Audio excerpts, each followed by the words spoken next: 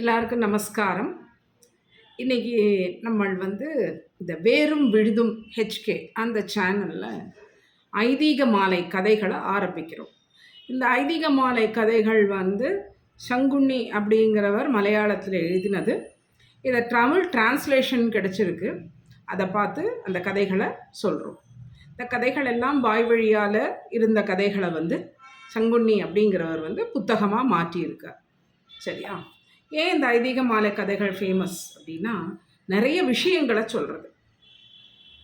அது குழந்தைகளுக்கும் பெரியவாளுக்கும் இன்ட்ரெஸ்டிங்காக இருக்கும் அப்படிங்கிறது. இதில் முதல்ல என்ன வருது அப்படின்னு கேட்டோம்னா, மகாபாஷ்யம் அப்படின்னு சொல்லிட்டு. இந்த மகாபாஷ்யம் என்ன அப்படின்னு கேட்டால், எதுக்கெல்லாம் எப்படியெல்லாம் யூஸ் பண்ணலாம் அப்படிங்கிற ரூல்ஸை பற்றி சொல்கிறது தான் மகாபாஷ்யம். உலகத்தில் என்ன இருந்தாலும் அதுக்கு ஒரு சொல்யூஷன் வேணால் மகாபாஷ்யத்தில் இருக்குது.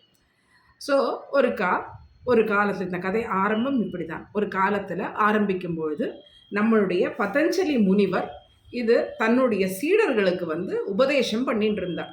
இந்த மகாபாஷ்யத்தை பற்றி பேசின்னு இருக்கும்பொழுது அதில் ஒரு சிஷ்யன் என்ன பண்ணினான், அவர்கிட்ட சொல்லாமல், அவர்கிட்ட பர்மிஷன் வாங்காமல் வெளியில் போயிட்டான்.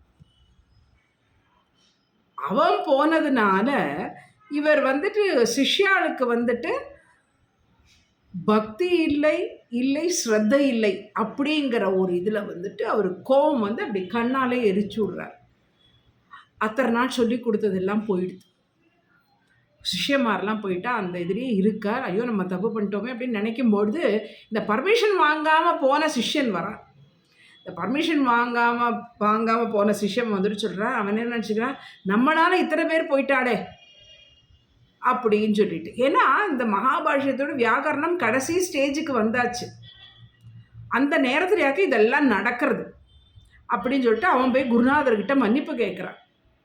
இப்போ மன்னிப்பு கேட்கும்போது குருநாதர் என்ன சொல்கிறார், ஒன்னால் இத்தனை பேருக்கு நான் இது பண்ணிட்டேன், என்னால் நீயும் எரிஞ்சு போய் சொல்லிட்டு. அவனும் எரிஞ்சு போய்ட்றான். அப்போது இவருக்கு என்னடா இது, நம்ம இப்படி பண்ணிட்டோமே அப்படிங்கும்பொழுது ஒரு கந்தர்வன் வரான். ஒரு கந்தர்வன் வந்துட்டு அவன் என்ன சொல்கிறான், நீங்கள் அதை பற்றி இது பண்ணிக்க வேண்டாம், நான் இது வாசலில் இருக்கிற இந்த ஆசிரமத்துக்குள்ளே இருக்கிற ஒரு அஸ்வத்த மரத்தில் உட்கார்ந்துட்டு இருந்தேன். நீங்கள் நடத்தின பாடமெல்லாம் நான் கேட்டுன்னு இருந்தேன். அதனால உங்கள் இதை மகாபாஷ்யத்தை நான் எல்லாருக்கும் சொல்லி கொடுப்பேன் அப்படின்னு சொல்கிறான். சொன்னோன்னே அவருக்கு கோபம் வந்துடுது. என்னோட பர்மிஷன் இல்லாமல் நீ மறைஞ்சிருந்து எப்படி கேட்கலாம், ஏகலை இவன் கதை தான் அப்படின்னு சொன்னோடனே அவர் என்ன சொல்கிறார், நீ பிரம்மராட்சசனாக போயிடு அப்படின்றார். அப்போ அவன் சொல்கிறான், எனக்கு இதுலேருந்து ஏதாவது ஒரு முக்தி கொடுங்கோ அப்படின்னு சொல்லிட்டு. என்ன இதில் நம்மளுக்கு ஒரு இடத்துல ஒரு சந்தேகம் வருது, பிரம்மராட்சஸும் பிரேதமும் ஒன்றான். பிரேதமும் பிரம்மராட்சஸும் ஒன்றும் அல்ல. பிரம்மராட்சஸ் அப்படிங்கிறது இந்த மாதிரி சாபங்கள் வாங்கி இருக்கிறவா. சாபம் விமோசனம் ஆனவுடனே அவள் என்ன இடத்துல இருந்தாலும் அந்த இடத்துக்கு போயிடுவாள். பிரேதம்ங்கிறது வேற விஷயம். ஓகேவா?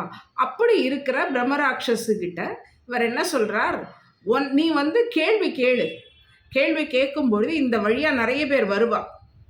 யாரும் உன்னுடைய கேள்விக்கு கரெக்டாக பதில் சொல்கிறாளோ அவனை சிஷ்யனாக ஏற்றுண்டு அவனுக்கு எல்லாத்தையும் சொல்லி கொடுத்தேன்னா உனக்கு சாப விமோசனம் சொல்கிறான். அப்போ இந்த பிரம்மராட்சஸ் என்ன பண்ணுறான், அந்த மரத்து மேலே உட்காந்துட்டு இருக்கான். போகிறவா வருவாரெல்லாம் கேள்வி கேட்க வேண்டியது. என்ன கேள்வி அப்படின்னு கேட்டால், ஒரு நிஷ்டை, அதாவது ஒரு வழிபாடு, ஒரு முறை, அது முழுமை பெறணும்னா அதுக்கு என்ன வழி அப்படின்னு கேட்குறான். அப்படின்னு கேட்கும் பொழுது அவன் என்ன சொல்கிறான், எல்லாரும் என்ன சொல்கிறான்னா பக்தி இந்த மாதிரி ஏதாவது சொல்லுவாள். பதில் சொல்லலைன்னா, பதில் சொன்னாலும் சரி சொல்லலைன்னாலும் சரி, தப்பான பதிலாக இருந்ததுன்னா அவன் முழுங்கிடும். இப்படி அவனுடைய பசி அதில் தான் போயின்னு இருக்கு. இப்படி போயிட்டே இருக்கும் பொழுது இப்படி கொஞ்ச நாள் போகும்பொழுது என்னாச்சுன்னா, ஒரு நாளைக்கு ஒரு பிராமணர் அந்த வழியால் வரார். அவர்கிட்ட இதே கேள்வி கேட்குறார். அவர் நல்லா படித்தவர். அவர் கேட்டவுடனே அவர் சொல்கிறார், பக்குவம் தான் முதன்மை, பக்குவம் இருந்ததுன்னா நிஷ்டை இதாகிடும். இதுக்கு எப்படி அப்படின்னு கேட்டால் எனக்கு ரொம்ப ஆச்சரியமாக இருக்குது. நேற்றுக்கு எப்பொழுதுமே நம்ம வந்து ஏதாவது ஒன்று படிச்சுண்டு ஏதாவது தான் இருப்பேன். ஜோசியம் பார்க்குற நேரம் தவிர படிக்கிறது, இன்ஸ்டாகிராமில் பார்க்குறது இது எல்லாமே இருக்கும். அப்போது எனக்கு எப்படி தோணியிருக்கு பாருங்க, நேற்றுக்கு நான் வந்து மகரிஷியோடது ஒரு இன்ஸ்டாகிராமில் பார்த்துட்டு இருக்கேன். அவரை அந்த நிஷ்டையை பற்றி பேசும்போது இது இன்றைக்கி அது யூஸ் ஆகுது எனக்கு. அவர்கிட்ட கேட்குறா, சுவாமிஜிகிட்ட கேட்குறா, மகரிஷிகிட்ட கேட்குறா, தியானம்னா என்ன அப்படின்னு. கண்ணை மூடி உட்காந்துட்டு இருக்கிறது தியானமா? கிடையாது. மனசு பல சிந்தனைகளில் இருக்கும். அந்த சிந்தனைகளை ஒடுக்கி ஒரே ஆப்ஜெக்டை நோக்கி போக வைக்கிறது தான் தியானம். அதுதான் பக்குவம். என்ன, அந்த மாதிரி ஒரு பக்குவம் வரத்துக்காகத்தான் மனுஷன் வந்து நிஷ்டையில் ரொம்ப முக்கியம் என்னன்னு கேட்டால் பக்குவம் தான் அப்படின்னு சொல்லிட்டு இந்த பிராமணன் சொல்கிறார். சொன்ன உடனே இந்த கந்தர்வன் சொல்கிறான், கரெக்ட், சரி, நான் வந்து என்கிட்ட இந்த மகாபாஷ்யம் இருக்குது, அப்போது அந்த மகாபாஷ்யத்தை நான் உனக்கு சொல்லித்தரேன் அப்படி சொல்லலாம். அப்போ நான் என்ன பண்ணணும், நான் வந்து உனக்கு ஒரு மருந்து தரேன், அந்த மருந்து சாப்பிட்டேன்னா உனக்கு வந்துட்டு பசி தூக்கம் ரெண்டும் இருக்காது. நீ இந்த மரத்தோட அஸ்வத்த மரம், அதாவது சால மரம், அரச மரம் சொல்கிறோமே, அரச பிரதட்சிணம் பண்ணுறோமே, அஸ்வத்த பிரதட்சிணம் தான் அதுக்கு பேர். மூலதோ பிரம்மரூபாய, மத்தியதோ விஷ்ணு ரூபிணே, அக்ரதா சிவரூபாய, விரக்ஷ ராஜாயத்தே நமகா. விரக்ஷ ராஜங்க மரங்களில் ராஜா வந்து அஸ்வத்தந்தான். அந்த அஸ்வத்த மரத்தோடு மேலே இந்த பிரம்மரக்ஷஸ் என்கிற கந்தர்வன் இருக்கான், கீழே வந்துட்டு இந்த பிராமணன். அவன் என்ன பண்ணுவான், அந்த ஓலையில் எழுதி கீழே போடுவார், இவர் படிப்பார், சேர்த்து வச்சுப்பார். அப்படி கொஞ்ச நாள் கழியறது. அவன் அத்தனையும் அவருக்கு சொல்லி கொடுக்குறான். சொல்லி கொடுத்த உடனே அவனுடைய சுயரூபத்தை அடைஞ்ச உடனே அவன் என்ன பண்ணுறான் அப்படின்னு கேட்டால், இவனுக்கு எல்லா ஆசீர்வாதம், இந்த பிராமணனுக்கு எல்லா ஆசீர்வாதமும் கொடுத்துட்டு நான் கிளம்பி போகிறேன். ஆனால் ஒன்று, இந்த மருந்தோடைய எஃபெக்ட் எப்படி இருக்கும் அப்படின்னு கேட்டால், நீ தண்ணி பட்டுதுன்னா மருந்தோட எஃபெக்ட் போயிடும், நீ 6 மாதம் தூங்கிட்டு இருப்ப அப்படின்னு சொல்கிறான். சரி சொல்லிட்டு பிராமணனும் கிளம்பி அவன் ஊருக்கு கிளம்பி வரான். கிளம்பி வரும்போது ஆத்தங்கரை. அவனுக்கு இந்த பிரம்மரட்சஸ் கந்தர்வன் சொன்னது எதுவுமே ஞாபகம் இல்லை. டக்குன்னு தண்ணியில் இறங்கினோன்னு அப்படியே விழுந்துடுற, மயக்கம் ஆயிட்டான். அப்போது அங்கே வந்து அந்த ஆத்தங்கரையில் ஒரு தாழ்ந்த குலத்தை சேர்ந்த ஒரு பெண் ஒருத்தி அங்கே இருக்கான். அந்த தாழ்ந்த குலத்திலேயே அவளோட லீடர், அவருடைய பொண்ணு அவள். அப்போ அவள் என்ன பண்ணுறா, இவரை வந்துட்டு பார்த்தாலே தெரியுது நல்லா தேஜஸாக இருக்கார், இவருக்கு வந்து இவர் இறந்து போகலை, மயக்கமாக தான் இருக்காருன்னு அப்படின்னு அவளுக்கு தெரியறது. அவள் என்ன பண்ணுறா, தன் கூட வந்த வேலைக்காரால் அழைச்சிட்டு ஒரு குடிலுக்கு கொண்டு போய் இவரை வச்சுட்டு அவரை சம்ரக்ஷணை பண்ணுறா. வைத்தியனை வர சொன்னப்போ வைத்தியன் சொல்கிறான், இவர் வந்து தூங்காமல் இருக்கார், என்ன அதனால தூங்காமல் ஒரு கொஞ்ச நாளாக இருந்திருப்பார், அந்த டயர்ட்னஸ் தான் அவர் தூங்கிட்டு இருக்கார். ஆனால் இவருக்கு வந்து அன்னம் போயின்னு இருக்கணும், ஆனால் அன்னம் வந்து இவரால் சாப்பிட வைக்க முடியாது. அப்போ என்ன பண்ணலாம் அப்படின்னு கேட்டப்போ அந்த வைத்தியன் சொல்கிறான், இவர் கொஞ்ச நாளைக்கு சம்ரட்சிக்கணும், நீ அன்னத்தை நல்லா பிசைஞ்சுட்டு உடம்பு பூரா தேய்ச்சி விட்டுடணும் டெய்லி. அம்மா எங்கள் மாமியார் சொல்லுவா எப்போ, அன்னமயம் பிராணமயம் அப்படின்னு சொல்லுவாள். நம்மளுக்கு சாதம் உள்ளே போனால் தான் நம்மளுக்கு நல்லது. என்ன, அப்படி இருக்கும் பொழுது இந்த மாதிரி தேய்ச்சி இது பண்ணும்பொழுது கொஞ்ச நாளில் அவர் ரெடியாகி கண்ணு முழிச்சுட்டு விடுறார். கண்ணு முழிச்சுட்டு விட்டு அப்படியே இருக்கும்பொழுது பார்த்துட்டே இருக்கார். அவர் போய் அவர் பையை தேடுறார். அந்த பையை ஆன்லைன்லாம் வச்சுருக்காரு, நோட்ஸ் ஃபுல்லாக இருக்குது, அதை தேடுறதுக்காக போகிறா. தேடி கிடச்சி விடுறது. ஆனால் அதில் என்ன எடுத்துனா 1-2 இலையை அங்கே இருக்கிற ஒரு பசுமாடு கொடுத்து, ஆஹா நம்மளோட நோட்ஸில் 2 பேஜ் போயிடுதே அப்படின்னு நினச்சிட்டு இவர் என்னடா பண்ணுறது அப்படின்னு, சரி இந்த மாடு என்ன பண்ணுறது, எங்கே இருக்குது, ஆராத்து மாடுன்னு பார்ப்போம் அப்படின்னு சொல்லிட்டு இவர் என்ன பண்ணுறார், அந்த மாட்டோட புறகில் போனால் அந்த பொண்ணோட வீட்டு தான் மாடுது. அப்போ அவளை பார்த்தோன்னே சொல்கிறான், நான் தானே உங்களுக்கு இது பண்ணேன், எனக்கு ரொம்ப புத்திசாலியாக இருக்கா அம்மா, எனக்கு ஒரே ஒரு இது இந்த மாதிரி எடுத்து நாளைக்கு அது சாணம் போடுற மட்டும் நான் வெயிட் பண்ணிட்டு இருக்கேன். ஒருமா சாணம் போட்ட உடனே பார்த்தா அந்த ஆளெல்லாம் கிடைக்கும். ஆனால் ஒரு டேமேஜ் அதுக்கு இல்லை.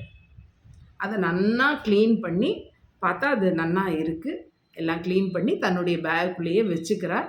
தன்னுடைய பைக்குள்ளே வச்சுட்டு, நான் கிளம்புறேனம்மா, என்னால் இன்னைக்கு உயிரோடு இருந்து இந்த பாஷ்யத்தை உலகத்துக்கெல்லாம் சொல்லத்துக்கு காரணம் நீதான், உனக்கு நான் என்ன பண்ணட்டும் அப்படின்னு கேட்குறான். கேட்டப்போ அவள் சொல்கிறா, நான் உங்களை சம்ரட்சிச்சிருக்கேன், என்னால் வேற ஒரு கணவரை நினச்சி கூட பார்க்க முடியாது அப்படின்னு சொல்லும்பொழுது அவர் சொல்கிறார், நான் பிராமணன், எடுத்த உடனே என்னால் ஒரு தாழ்ந்த குலத்தில் இருக்கிற பெண்ணை கல்யாணம் பண்ண முடியாது, நான் 4 வர்ணத்திலையும் கல்யாணம் பண்ணிண்டாதான் அது சாஸ்திரோத்தமம் அப்படின்னு சொல்கிறார். நான் உங்களுக்காக காத்துன்னு அந்த பெண் சொல்கிறார். அப்படி அவர் போகிறார். அப்படி போகும்பொழுது அவர் 4 பெண்களை கல்யாணம் பண்ணிக்கிறார். ஒரு பிராமண பெண், அவளுக்கு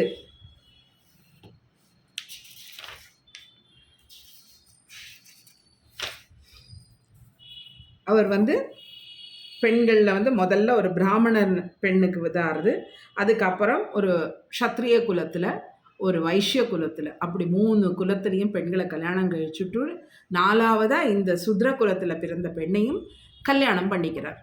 இந்த கல்யாணம் பண்ணின்றப்போ இவருக்கு 4 பேருக்கும் 4 பையன் பிறக்கிறது. ஒருத்தருக்கும் ஒரு பையன் பிறக்கிறது. இந்த குழந்தைகளுக்கு அவர் எல்லாமே பண்ணி வைக்கிறார். அவர் எல்லாம் சொல்லித்தரார். சொல்லி தரும்பொழுது இந்த தாழ்ந்த குலத்தில் பிறந்த பெண்ணுடைய மகனை மட்டும் உனக்கு நான் நேர சொல்லி கொடுக்க முடியாது, அதனால நீ அந்த பக்கம் நில்லு அப்படின்னு சொல்கிறார். அப்படி நின்று அந்த பையன் எல்லாம் கற்றுக்கிறார். சரியா? இவருடைய 4 மக்கள் யார் அப்படின்னு பார்த்தா, அவருடைய பிராமண பெண்ணுடைய மகன்தான் வரருச்சி, அவருடைய சத்திரிய பெண்ணுடைய மகன்தான் விக்ரமாதித்த ராஜா, வைஷ்ய குலத்தில் இருக்கிற பெண்ணுடைய பையன்தான் பட்டி, அதுக்கப்புறம் இவருடைய சூத்திர பெண்ணுடைய இதில் வந்தவர் தான் பத்ருஹரி, இவர் தான் ரொம்ப ஃபேமஸ். இவருடைய குழந்தைகளுக்கு பரட்சி பெற்ற பந்திருகுலம் அப்படின்னு சொல்லிட்டு இவருடைய மக்களைத்தான் சொல்கிறான். அப்படிப்பட்ட பத்ருஹரி இப்படி 4 குழந்தைகள். அதுக்கப்புறம் இவர் சந்நியாசம் வாங்கிட்டு போயிடுறார்.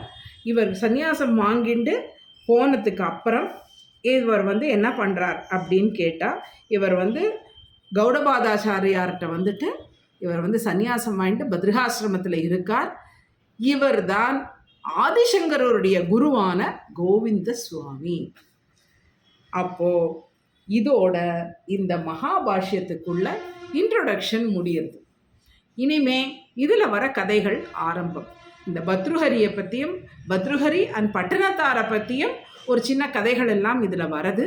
எல்லாரும் கேட்கணும். இது நிறைய வழக்கில் இல்லாததாக போயிடுது. இன்றைக்கி எல்லாம் இன்ஸ்டா அது இதெல்லாம் வந்துட்டு எதுவும் இல்லாமல் போயிடுது. அதனால் ஐதீக மாலையுடைய ஆத்திய கதையான இன்ட்ரொடக்ஷன்ஸ் ஆன மகாபாஷ்யத்தை பற்றி இன்றைக்கி பார்த்துருக்கோம். இதில் என்ன இருக்குது அப்படிங்கிறத நீங்கள் கமெண்ட்லலாம் சொல்லணும். நிறைய பேருக்கு சொல்லிக் கொடுக்குறேன் இந்த சேனலை சப்ஸ்கிரைப் பண்ண சொல்லி. நன்றி, வணக்கம்.